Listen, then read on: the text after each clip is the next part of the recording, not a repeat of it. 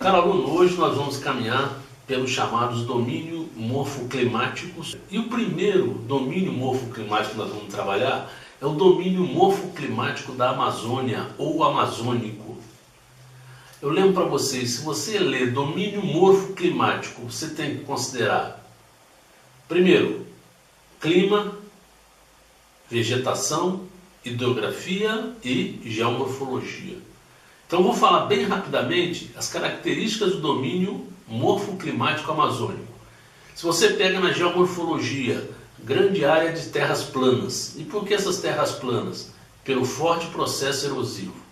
Segundo, você vai para a vegetação, uma imensa floresta de folhas largas e com muita diversidade. Por isso uma floresta heterogênea. Aí você vai para o clima, climas quentes e úmidos que provocam grande quantidade de chuva. E essa chuva provoca o que? A lavagem do solo, então deixa os solos rasos. É o processo chamado de lixiviação. Mas esse domínio morfoclimático tem um negócio interessante. Tem muita riqueza, é a chamada biodiversidade. Será que alguém se interessa por essa biodiversidade da Amazônia? Sim, professor Santana. Caros alunos, é essa biodiversidade, essa riqueza genética que se encontra em um patrimônio. E o Brasil tem começado a explorar isso com as universidades que se voltam para essa região. E essa pesquisa está começando a trazer resultados em medicamentos, em novas formas de compreensão da vida. As interações são muito complexas entre insetos, plantas, mamíferos, todo tipo de vida que se encontra na região. É uma variedade imensa. E agora vamos para a caatinga. A importância da caatinga. Primeiro, estamos falando da região nordeste do Brasil. Segundo, é uma região que a gente caracteriza como um clima semiárido. São poucas chuvas nessa região. Essas poucas chuvas determinam que você tenha aí nutrientes no solo. Tanto é verdade que quando dá uma chuva já fica tudo verde. Quer dizer, é um solo com muitos nutrientes, com grande quantidade de nutrientes. E por que tem esses nutrientes? Porque a chuva não carrega, como na Amazônia. Então, às vezes, você cai num erro muito bobo de falar assim, no Nordeste, na região da Caatinga, os solos são não férteis. Não, são solos férteis com grande quantidade de nutrientes. Agora, essa região aí tem uma dificuldade, que é justamente uma vegetação de vegetação xerófila. É uma vegetação de climas quase desérticos. Quer dizer, a utilização econômica dessa região é muito difícil. Claro que se você fizer intervenção, né, de técnicas, de barragens, né, consegue resolver esse problema. Tanto que se fala na transposição para essa região da Caatinga. Né? Ou seja, água é vida. Isso. A Amazônia, biodiversidade fantástica. A Caatinga, por falta de água, embora tenha solos férteis, pouca biodiversidade. Então, caminhando, nós vamos chegar ao Cerrado. E a região do Cerrado se encontra principalmente na região centro-oeste e na região sudeste do Brasil, parte de Minas Gerais, parte da Bahia. E o Cerrado tem uma característica importante. Ele determina praticamente o que a gente enxerga no clima brasileiro. O que é o clima do Brasil? Verão chuvoso e inverno seco. O Cerrado compreende bem isso. Por isso apresenta vegetações que se adaptam a um período de seca e um período chuvoso. São as chamadas vegetações tropófilas. O Cerrado tinha um problema de solo. Era um solo muito ácido. Aí na década de 70 se descobriu que poderia melhorar esse domínio. De que forma? O uso do calcário. A gente podia falar um pouco da acidez, porque a melhoria da acidez do solo do Cerrado, João, vai determinar uma forte expansão de outras atividades agropecuárias. Positivo. Esse calcário que também existe em grande quantidade nas regiões centrais do país. Isso. Principalmente no nosso estado, Mato Grosso do Sul.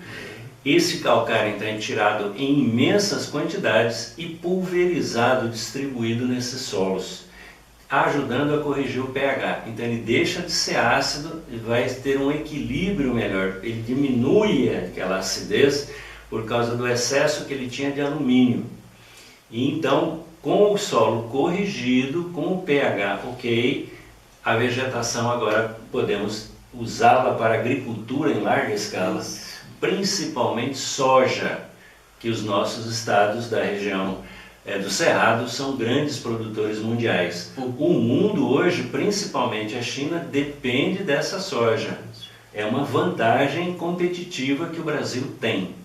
O que infelizmente vai determinar a extinção do cerrado ou a derrubada de parte desse cerrado, né? Esse é o outro lado da história.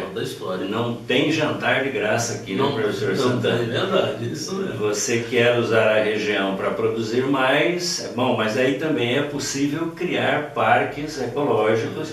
O governo tem criado e a sociedade tem começado a entender que é necessário preservar certas áreas. E aí vem a outra questão ambiental, né? Isso. Que é o desenvolvimento sustentável. E aí aparece um domínio importante, que é o domínio dos mares de morros. O domínio de mares de morros tem uma característica: como está próximo ao oceano, tem grande quantidade de chuva.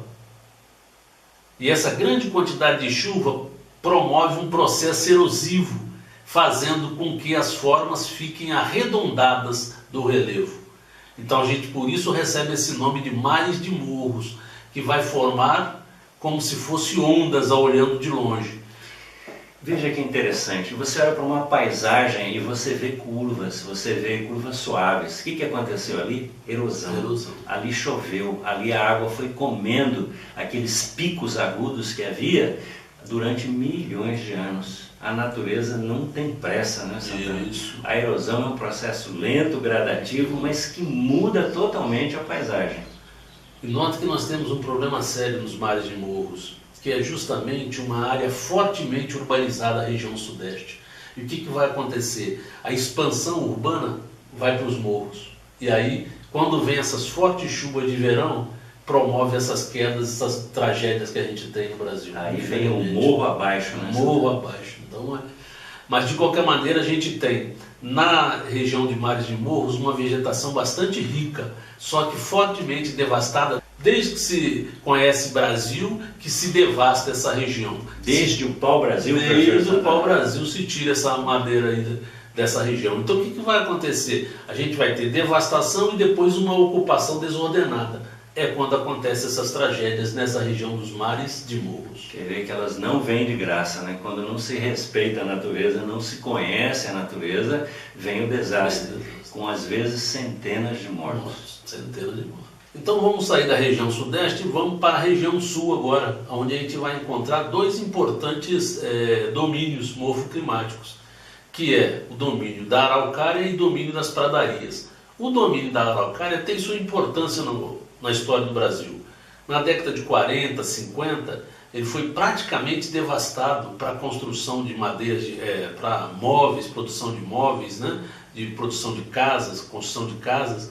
Então foi praticamente devastado essa região da mata de araucária. E aí foi feito um reflorestamento organizado a nível de setor privado, né? Que foi trazido, chamado Pinus ellioti, ou pinheiro norte-americano. É isso que a gente compra hoje no material de construção, né? Então, mata de araucária tem essa característica de já estar fortemente ou totalmente devastada e foi reflorestada, né? E o domínio das pradarias tem uma importante função, que é uma vegetação de solos férteis, aonde aparece a grande pecuária extensiva do Rio Grande do Sul.